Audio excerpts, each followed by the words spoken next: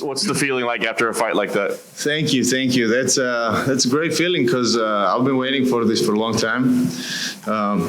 It's really funny that all my 3 fights were always opponents changing, always the same guy. First fight, couple of days earlier change. The second fight, 8 days earlier change opponent. Now 2 days. I don't know what's next. Hopefully they not schedule me against the same guy. I'm not taking the fight against this guy anymore. But I'm very happy, very proud of myself. Proud of my team. We show a lot of changes in my game. I built up my MMA game in Kings MMA. So I've been in the United States 5 years, and I was just a kickboxer and karate fighter. And Kings MMA made me as an MMA fighter, and a lot of hard work was there. Besides this, you guys saw my last 2 fights kind of lack in a cardio, but this time a little more preparation. I was just a 3-week preparation ahead because after my March fight, I took a little bit rest. I had a hard fight. And afterwards also was really hard to train in this pandemic situation. But yes, 3 weeks of good preparation. You guys saw a lot of progress in my cardio. Credit to Chase Chicos with Chase Your Dream program. And beside this, you guys saw my wrestling works too, huh? Like a couple of good shots, takedown defense from. I'm very thankful. I have an Olympic wrestler, Cuban wrestler, Michael Perez, my coach, and we've been working hard every single day with him and Chris Rodriguez, and we made it super good, I think, today. Very, very happy for my performance. You mentioned the late change, of course. How much could you adjust? I mean, in that little time, were there adjustments made to your game plan or to what you're planning to do? So, yeah, I mean, I fought a couple of shows like the opponents has been changed 1 hour earlier. So, the first my fight debut was in World Series of Fighting. After that, I had 7 wins in the same show called Gladiator Challenge. And some of the guys, man, they came wild. And I took the fight like the heavier weights, like 2-3 division higher. And because my opponents was not showing up. So, they scheduled. And once they find out that, this guy is a glory, high-level kickboxer, world champion, this and that, I'm not fighting this guy. And then somebody didn't have opponent, and they matching us up together. I fought these guys, man, that was the worst. It's like worse than street fight. Imagine like you fight somebody athlete in the street and you don't even know, and heavier weight. So once this happened yesterday, I was like, again, here we go. And we watch, of course, his game, his fights. We're professional. We did our research, checked on Fight Pass. There are a couple of good fights from him. He's a Titan FC champion, and checked a little bit and just made a little bit of changes. Me and my coaches, Master Rafael, Beneil, Dariush, Michael Perez, as I mentioned, all these guys, and we made what we had to do. That's it. I was staying in a game plan. I think we made the same way like we planned a few hours earlier this fight. Nice. Last thing for me, I mean, I think there's a different feeling after this fight than your other fights. It feels like it may be a little more momentum. So what's next? What do you want to do from here? What next? It's a good question. I've been working hard on my grappling, and I'm just gonna go back in the gym after 1 week once my leg is recovered, and gonna continue working, continue on my grappling, wrestling, cardio. Striking is always on point, but I'm enjoying with that. It's my hobby to do it. I'm just gonna keep getting better and better and better. And I want to ask UFC actually. I want somebody name. Either it should be top 15. Either it should be somebody name that people know about this guy. Look at this. Brandon Davis, great fighter. He had the last fight in UFC. If he was not gonna win the fight, he would go out of UFC, and that's what happened. He came crazy. And last two of my fights, both of them were debutants, so they had to show the heart. I mean, come on, man! I need somebody with a good name so I can enjoy a little bit, make even show better.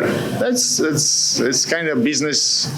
How it will be better for UFC too. Giga right here. You were limping when you walked in. There's some crutches off on the wall. Yeah. How is your leg after that fight? It's a little swollen. I'm a karate and kickboxing fighter. I kick a lot. That's what sports says, right? So I've been kicking this fight too. And I saw one of the fight of Rivera that he lost with the inside leg kick. So I was chasing the same thing. I kicked a couple of times. I saw, he made a little sound. I know it was hurting a lot. After a couple of inside leg kick, I continued to do the same thing. And then my leg started to swell and swell and swell. But it's okay. I mean, it's part of the game. Nothing special, you know.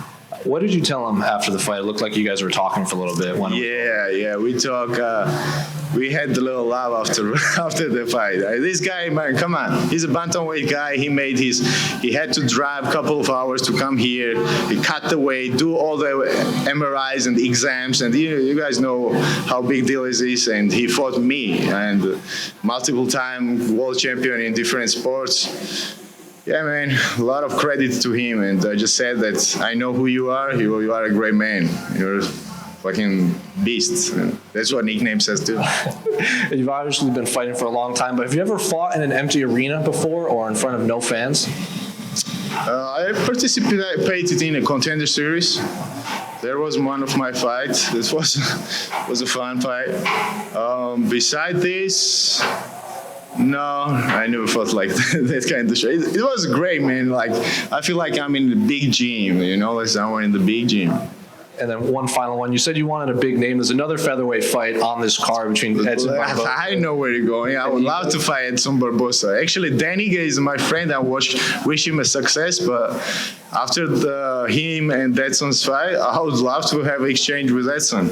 Actually, I think I have some business to finish with this guy. He fought my brother Beneil Dariush. And after this fight, I've been thinking of this fight all the time. So it will be a pleasure for me, and I appreciate if he will take this fight. Giga, obviously a very impressive performance. Congratulations. Just talk about it. You get to fight week under all the circumstances, and then you find out you have this short notice replacement. Just talk about what it was like to experience that. Yeah. So I mentioned already a couple of times. This guy pulled out from my fight already twice before this fight. So this is the third time.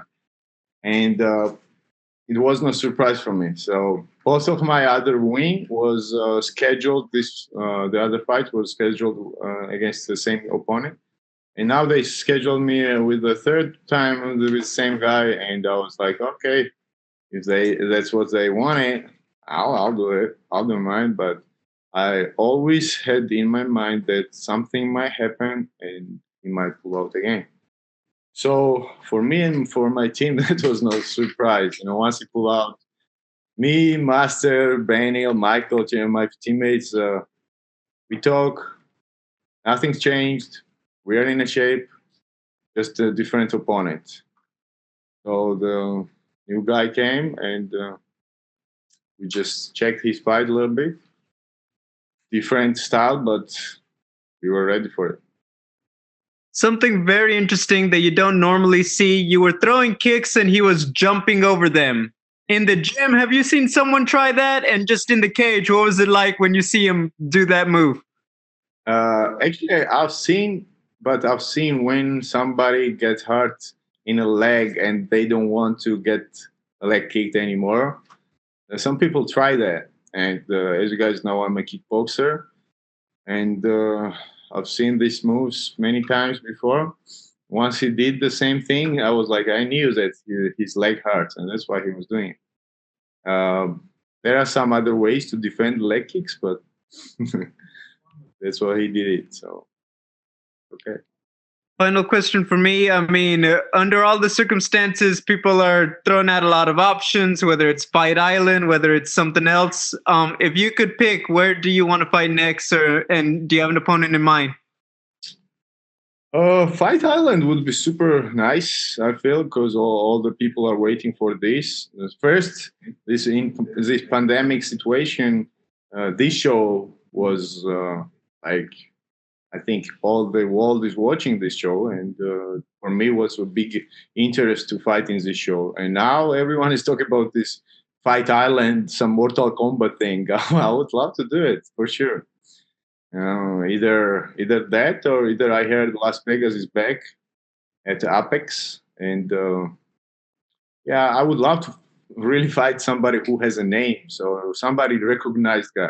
Some people ask me like, "Hey, you want to fight Edson? He's fighting now with Dan Ige."